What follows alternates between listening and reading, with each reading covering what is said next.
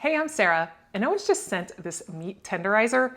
This feels amazing in your hands. It's completely 304 stainless steel. It's nice and top heavy here, and it fits your hand really well. It did also come with this cute little silicone ice holder, so you could fill that up, put that in with your drinks, have a little lid, and get a nice homemade ice while you're doing it. So that was a nice thing that was added in there. But to use this, I'm going to show you how to use it. You can use it for all sorts of things, whether you're just chopping ice, breaking up some garlic.